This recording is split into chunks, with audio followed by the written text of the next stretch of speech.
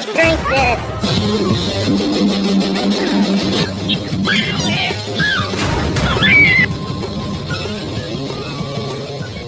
Halo kaulah muda dan kaulah tua, gimana kabar kalian? Baik-baik aja kan? Di kesempatan kali ini, kita akan membahas sebuah film yang cukup seru untuk dibahas, berjudul No Wonderland. Film ini dirilis pada tahun 2016, disutradarai oleh Robin Bain, serta mendapatkan rating 6,6 di IMDb.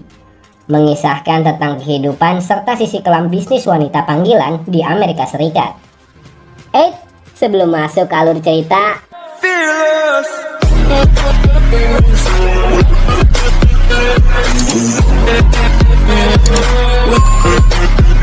di awal film, kita akan diperlihatkan Sarah yang sedang mencuci piring di dapur.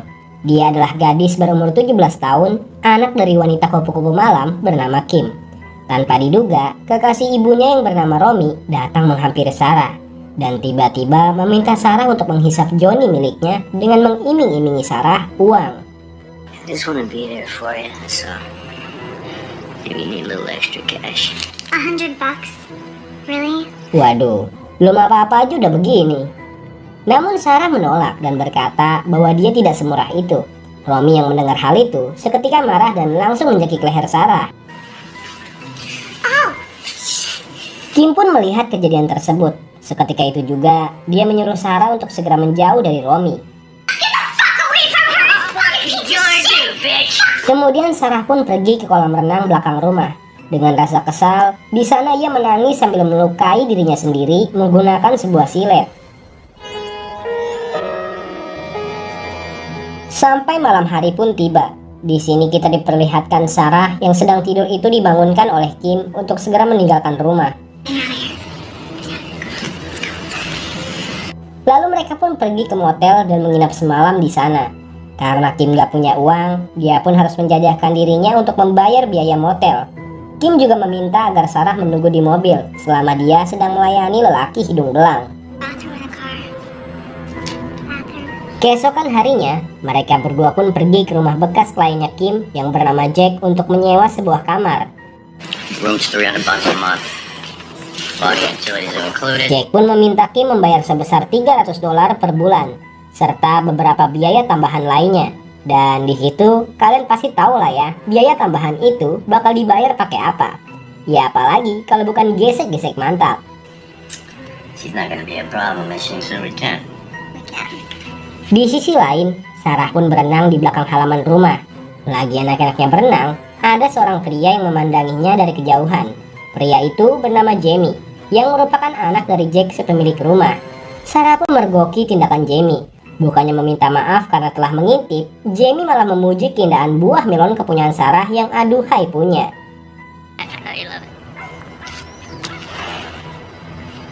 Malam pun tiba. Terlihat rumah milik Jack telah ramai dipenuhi oleh lelaki hidung belang dan beberapa wanita penghibur malam. Terlihat Sarah hanya duduk sembari memandangi mereka dari pinggir kolam renang. Gak lama, Jamie pun datang dan di sana mereka berdua saling berbincang satu sama lain. Sim pun berpindah ke Sarah yang sedang mengantarkan Kim ke rumah klien barunya. Kim pun menyuruh agar Sarah menunggu dia di dalam mobil selama 3 jam lamanya. Waduh, ngapain aja coba sampai 3 jam di sana?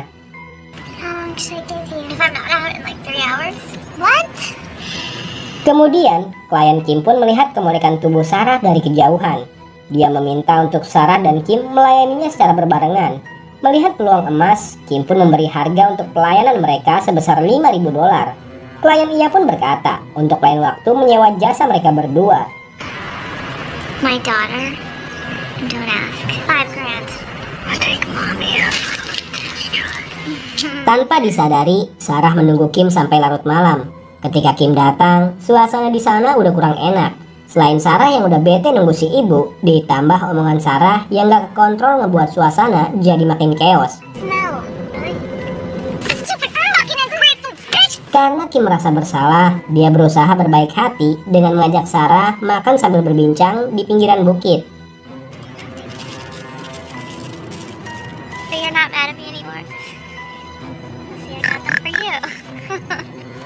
Keesokan hari, Sarah pun diajak oleh Jamie ke pantai di pinggiran kota. Di sana mereka nampak sudah mulai dekat satu sama lain. Bahkan Jamie pun bercerita tentang hal pribadinya, seperti ayahnya yang seorang penipu dan pecandu narkoba. Begitupun dengan Sarah, yang menceritakan kisah ia dan ibunya. My dad's a fucking freaker. I mean, he's fucking nice. You ever thought about walking into the ocean? Or covers up your head and... Malam pun tiba. Terlihat Kim dan Sarah sedang rebahan santuy di kamar. Nggak ada angin, nggak ada hujan. Tiba-tiba Sarah diminta untuk berpose layaknya bintang film panas, untuk dipajang di sebuah situs kencan esek-esek Yahoo milik sang ibu. Your little sexy smile. Tak lama setelah itu, Sarah pun mendapatkan klien pertama. Dan ya, seperti wanita panggilan pada umumnya, Sarah dan kliennya pun mulai melakukan upacara pembuahan.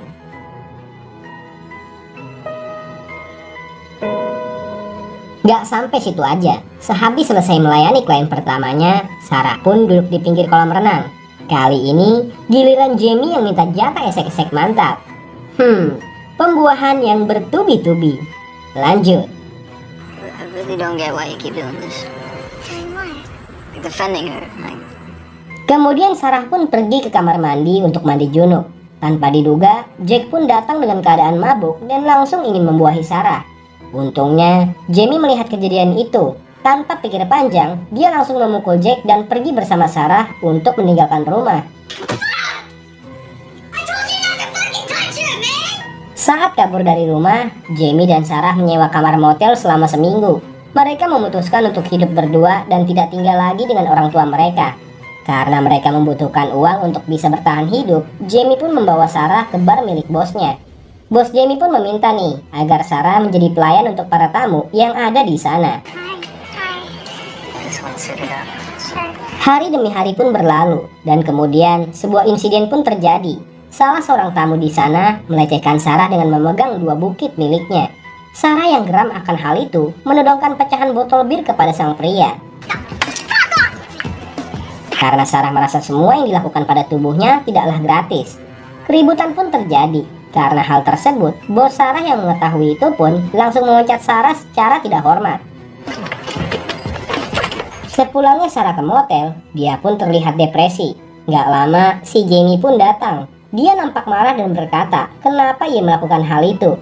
Gak sampai di situ, Jamie pun mengusir Sarah dan meminta agar dia menjadi pelacur lagi. Maybe you should just go back to whoring. I received some work. Jamie yang kalap lantas membobol berangkas milik si bos di dalam bar. Tapi sayangnya, dia ketahuan dan seketika itu juga dia dipukuli hingga babak belur. Keesokan hari, Jamie pun pulang ke rumah Jack dengan kondisi wajah dan tubuh penuh luka lebam sisa pencurian berangkas semalam. Bukannya menolong Jamie, Jack malah mencela dia dengan sebutan sampah. Douchebag. Sementara itu, Sarah pun pergi ke rumah Romy, kekasih sang ibu di awal film tadi. Namun sangat disayangkan sekali, Sarah harus mau jadi boneka esek-esek Romy agar bisa mempunyai tempat tinggal sementara. Remember when you offered me $100? Please just stay for a while.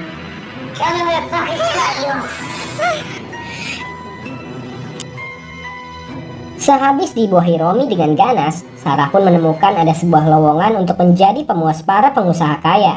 Sarah yang mengetahui itu pun langsung bergegas menuju tempat tersebut. Sesampainya di sana, dia pun disambut baik oleh pemilik bisnis itu. Sehabis diinterview, Sarah pun diminta untuk berfoto bersama senior dia yang bernama Amy. Glento.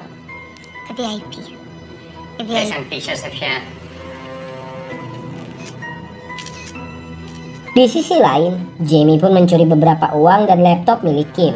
Akan tetapi, Jack melihat dia dan seketika itu juga, Jack langsung memukul Jamie. Namun Jack nggak bisa menghentikan Jamie, dan kemudian Jamie pun kabur membawa mobil milik Jack.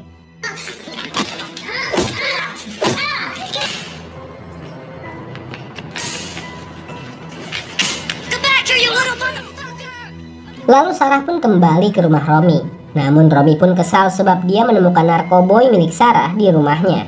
Seketika itu pun, Romy langsung memasukkan kepala Sarah ke dalam kolam renang.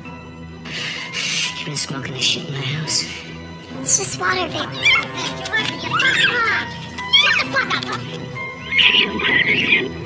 Karena kejadian itu, Sarah pun bertemu Amy. Dia meminta tolong agar Amy mengizinkan dia tinggal di apartemennya selama beberapa hari. Can I stay with you for a few days? Keesokan hari, Jamie pun mendadak datang menemui Amy. Dia meminta agar Amy memberikan bunga permohonan maaf untuk Sarah. Tapi sayang, Sarah justru meminta agar Amy membuang bunga pemberian dari Jamie. Where did this come from? You said you would know. You can have them. I can throw them out. Cerita pun beralih ke Sarah yang hari demi hari melayani tamu dengan berbagai macam permintaan. Dari mulai berdansa erotis sampai melayani kakek-kakek hidung belang.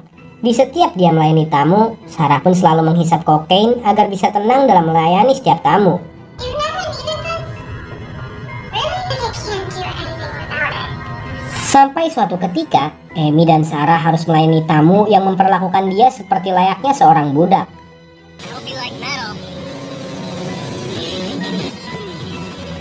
Sehabis melayani tamu ekstrim, ibunda pun memberikan Sarah dan Amy sebuah cincin berlian seharga lebih dari $1.000.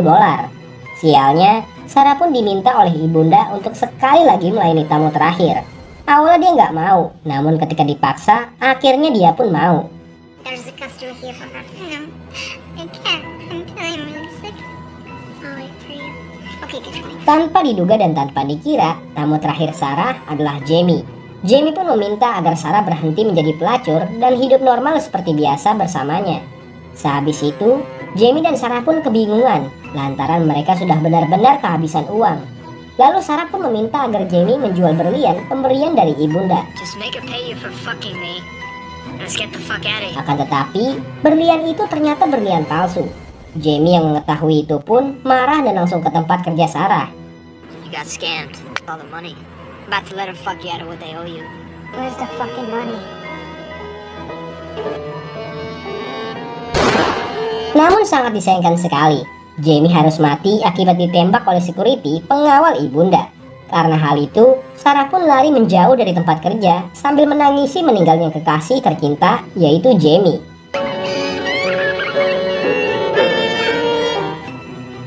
Scene pun berpindah ke Sarah yang kembali lagi bersama ibunya. Kim pun meminta agar Sarah melayani tamu dia yang waktu itu menawarkan uang sebesar $5.000. Akan tetapi, tanpa diduga-duga, ternyata Sarah malah mengakhiri hidupnya di kamar mandi dengan luka gores di sekujur tubuhnya.